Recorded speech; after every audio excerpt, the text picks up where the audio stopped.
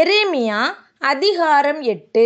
அக்காலத்திலே யூதாவினுடைய ராஜாக்களின் எலும்புகளையும் அவர்களுடைய பிரபுக்களின் எலும்புகளையும் ஆசாரியர்களின் எலும்புகளையும் தீர்க்கதரிசிகளின் எலும்புகளையும் எருசலேமுடைய குடிகளின் எலும்புகளையும் அவர்களுடைய பிரேத குழிகளிலிருந்து எடுத்து அவர்கள் நேசித்ததும் சேவித்ததும் பின்பற்றினதும் நாடினதும் பணிந்து கொண்டதுமாயிருந்த சூரியனுக்கும் சந்திரனுக்கும் வானத்தின் சர்வ சேனைக்கும் முன்பாக அவைகளை பரப்பி வைப்பார்கள் என்று கர்த்தர் சொல்லுகிறார்.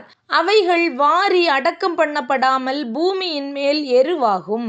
இந்த துஷ்ட வம்சத்தில் மீதியாயிருந்து என்னால் எல்லா இடங்களிலும் துரத்திவிடப்பட்டு மீந்திருக்கிற யாவருக்கும் ஜீவனை பார்க்கிலும் மரணமே விருப்பமாயிருக்கும் என்று சேனைகளின் கர்த்தர் சொல்லுகிறார்.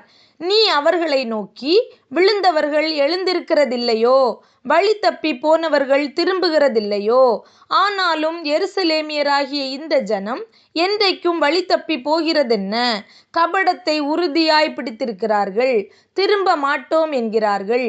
நான் கவனித்து கேட்டேன், அவர்கள் யதார்த்தம் பேசவில்லை. என்ன செய்தேன் என்று சொல்லி தன் பொல்லாப்பி நிமித்தம் மனஸ்தாபப்படுகிறவன் ஒருவனும் இல்லை. யுத்தத்துக்குள் பாய்கிற குதிரையைப் போல அவரவர் வேகமாய் ஓடிப்போனார்கள். ஆகாயத்திலுள்ள நாரை முதலாய் தன் வேலையை அறியும். காட்டுப்புறாவும் கொக்கும் தகைவிலான் குருவியும் தாங்கள் வரத்தக்க காலத்தை அறியும். என் ஜனங்களோ கர்த்தரின் நியாயத்தை அறியார்கள் என்று கர்த்தர் உரைக்கிறார் என்று சொல். நாங்கள் ஞானிகள் என்றும் கர்த்தருடைய வேதம் எங்களிடத்தில் இருக்கிறதென்றும் நீங்கள் சொல்லுகிறதெப்படி? மெய்யாகவே இதோ வேதபாரகரின் கள்ள எழுத்தாணி அதை அபத்தமாக்குகிறது. ஞானிகள் வெட்கி கலங்கி பிடிபடுவார்கள். இதோ கர்த்தருடைய சொல்லை வெறுத்து போட்டார்கள். அவர்களுக்கு ஞானமேது? ஆகையால் அவர்களுடைய ஸ்திரீகளை அந்நியருக்கும் அவர்களுடைய வயல்களை அவைகளை கட்டி கொள்பவர்களுக்கும் கொடுப்பேன். அவர்களிலே சிறியோர் தொடங்கி பெரியோர் மட்டும் ஒவ்வொருவரும் பொருளாசைக்காரராயிருக்கிறார்கள்.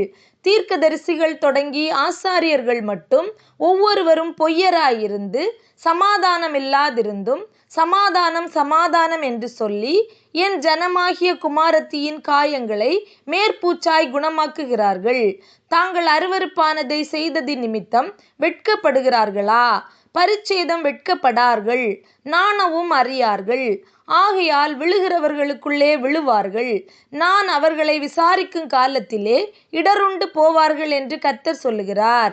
அவர்களை முற்றிலும் அழித்தும் போடுவேன் என்று கர்த்தர் சொல்லுகிறார். திராட்சை செடியிலே குலைகள் இராது, அத்தி மரத்திலே பழங்கள் இராது, இலையும் உதிரும்.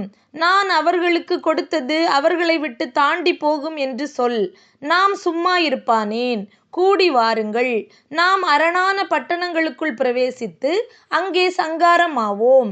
நாம் கர்த்தருக்கு விரோதமாய் பாவம் செய்தபடியால் நம்முடைய தேவனாகிய கர்த்தர் நம்மை சங்காரம் பண்ணி நமக்கு பிச்சு கலந்த தண்ணீரை குடிக்க கொடுக்கிறார். சமாதானத்துக்கு காத்திருந்தோம், பிரயோஜனமில்லை. ஆரோக்கிய காலத்துக்கு காத்திருந்தோம், இதோ ஆபத்து. தானிலிருந்து அவர்களுடைய குதிரைகளின் மூச்செறிதல் கேட்கப்படுகிறது. அவர்களுடைய பலத்த அஸ்வங்கள் கனைக்கிற சத்தத்தினால் தேசமெல்லாம் அதிருகிறது. அவர்கள் வந்து தேசத்தையும் அதில் உள்ளவைகளையும் பட்டணத்தையும் அதன் குடிகளையும் பட்சிப்பார்கள். மெய்யாய் இதோ தடை கட்டப்படாத சர்ப்பங்களையும் கட்டு விரியன்களையும் உங்களுக்குள் அனுப்புகிறேன்.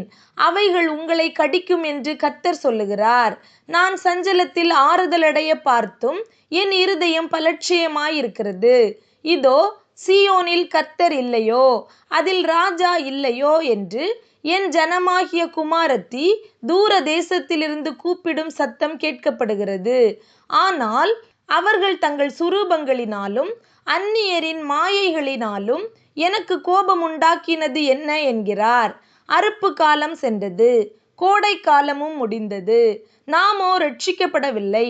என் ஜனமாகிய குமாரத்தியின் காயங்களினால் நானும் காயப்பட்டேன், கரி கருத்திருக்கிறேன். திகைப்பு என்னை பிடித்தது. கீலேயாத்திலே பிசின் தைலம் இல்லையோ? ரண வைத்தியனும் அங்கே இல்லையோ? பின்னை ஏன் என் ஜனமாகிய குமாரத்தி சொஸ்தமடையாமற் போனாள்?